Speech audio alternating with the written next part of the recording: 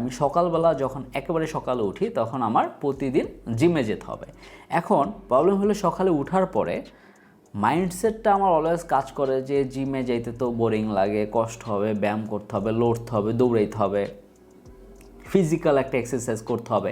So এই কনসেপ্টটার জন্য আমার দৈনিক বের হব কি হবো না, সামটাইম শুরুর দিকে কথা বলতেছে, শুরুর দিকে একটু কনফিউশন লাগতো যে আজকে না গেলে সমস্যা নেই, কালকে গেলাম।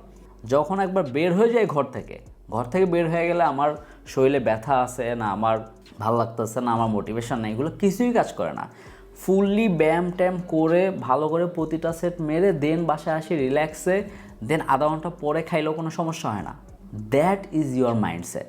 আপনার মাইন্ডসেটটা হতে হবে এরকম যে আপনি যদি পজিটিভ মাইন্ডসেট একবার ক্রিয়েট করে রাখেন ভিতরে এবং এটা যদি কন্টিনিউয়াসলি করেন একটা অভ্যাস হয়ে যাবে। আপনি একদিন 2 দিন করলেন তাহলে লাভ নাই, আপনার ওই মাইন্ডসেটটা দরকার যেটা আপনার লাইফকে অনেক দূর এগিয়ে নিয়ে যাবে। আপনার মাইন্ডসেট কিন্তু ভ্যারাইটিস ধরনের হতে পারে, আপনার আত্মনির্ভরশীলতা, আপনার কনফিডেন্স, আপনার গ্রোথ, আপনার যে নেগেটিভ মানুষ যারা আপনার থাকবে আশেপাশে সব কিছুকে এড়িয়ে চলা এবং সব কিছুকে এড়িয়ে চলে আপনার যে লক্ষ্যটা সেটার দিকে যাওয়া, এভরিথিং ডিপেন্ড করবে আপনার মাইন্ডসেটের প্রতি। আপনি যদি অতি সহজেই মনে করেন যে ভাই আমার চারপাশে তো সব কাইন্ড অফ যে খারাপ মানুষ ঘুরতেছে, নেগেটিভ পিপল ঘুরতেছে, আমি তো পারতেছি না, তাহলে আপনি পারবেন না। আপনি খারাপ মানুষকে দেখতেছেন বাট আপনার নিজের যে মাইন্ডসেটটা এত স্ট্রং যে আপনি চাইলে সেটাকে কাজে লাগিয়ে সব কিছু ইগনোর করতে পারেন, সেটা আপনি করতেছেন না। ফল্ট কার? আপনার নিজের।